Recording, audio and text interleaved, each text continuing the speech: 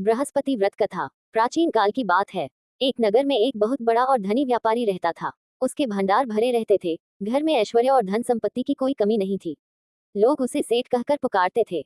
परंतु इस धनी सेठ की पत्नी, जो कि सेठानी कहलाती थी, स्वभाव से अत्यधिक कंजूस थी। उसके मन में धर्म कर्म के लिए कोई जगह नहीं थी। वह न तो किसी को दान देती थी, न ही देवी देवताओं की पूजा करती थी और न ही किसी साधु संत का आदर करती थी। वह अपने घर की वस्तुओं को भी जरा जरा सी बात पर छिपा कर रखती थी, ताकि किसी को कुछ देना न पड़ जाए। इस व्यवहार के कारण सेठ और उसके परिवार के सदस्य, जिनमें उसके पुत्र और पुत्रवधू शामिल थे, उस धन दौलत के बावजूद मानसिक रूप से बहुत दुखी रहते थे। घर में धन था, पर शांति और संतोष नहीं था। एक दिन की बात है। समय गुरुवार का था, जब सूर्य अपनी प्रखरता पर थे।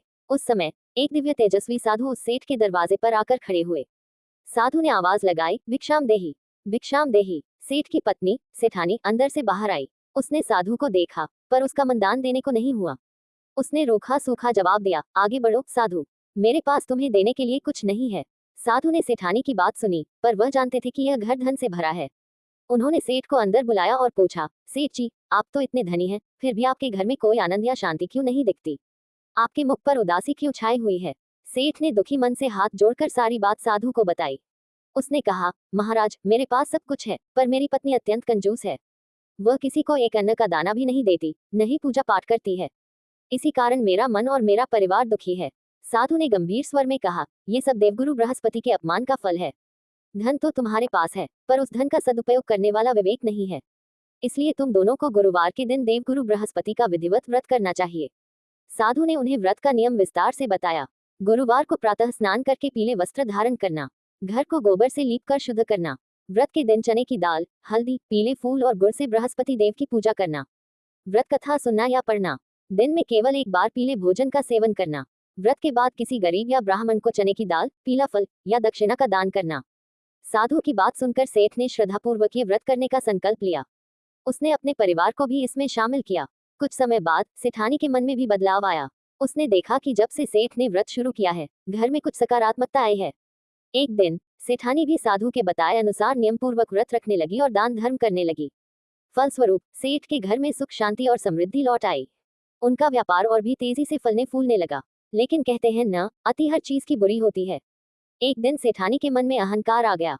उसने सोचा, अब तो हमारे पास इतना धन है कि हमें व्रत रखने की कोई जरूरत नहीं है। अब बृहस्पति देव क्या बिगाड़ लेंगे? अगले गुरुवार को सेठानी ने जानबूझकर व्रत नहीं किया और न ही किसी को दान दिया। उस दिन सेठ व्यापार के लिए दूसरे नगर गए हुए थे। सेठानी के व्रत भंग करते ही बृहस्पति देव का प्रकोप उस घर पर हुआ। अचानक उनके नगर में एक भयंकर आग लग गई। वह आग सेठ के घर तक पहुंच गई और देखते ही देखते उनका संपूर्ण धन धान्य और संपत्ति जलकर राख हो गई। जो कुछ बचा वह चोर चुरा कर ले गए। सेठ जब वापस लौटा और घर की ये दुर्दशा देखी, तो उसके होश उड़ गए। वह अपनी पत्नी पर क्रोधित हुआ और उसने पूछा, तुमने अवश्य कोई बड़ा पाप किया है, जिसके कारण हमारी यह गति हुई। सेठानी रोते रोते बोली, मैंने केवल एक गुरुवार का व्रत तोड़ दिया था और दान धर्म नहीं किया था। तब सेठ को अपनी गलती का भयंकर एहसास हुआ। वह दोनों फिर से उसी साधु के पास गए और अपने अपराध के लिए क्षमा मांगी। साधु ने उन्हें शांत किया और कहा, गुरुवार के व्रत को तोड़ना देवगुरु का अपमान है। तुम दोनों को यह व्रत पूरी श्रद्धा और भक्ति के साथ फिर से शुरू करना चाहिए। बृहस्पति देव बहुत दयालु हैं। यदि तुम सच्चे मन से प्रायश्चित करोगे, तो वह अवश्य तुम्हें क्षमा करेंगे। सेठ और सेठानी ने साधु की बात मानते हुए पुनः व्रत आरंभ किया। उन्होंने नियम धर्म का पालन किया और गरीबों को मन खोलकर दान दिया। सेठ और सेठानी की इस सच्ची श्रद्धा को देखकर बृहस्पति देव बहुत प्रसन्न हुए।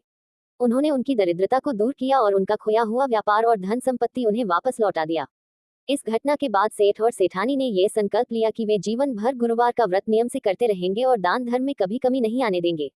उनके घर में स्थायी रूप से सुख समृद्धि और शांति का वास हो गया।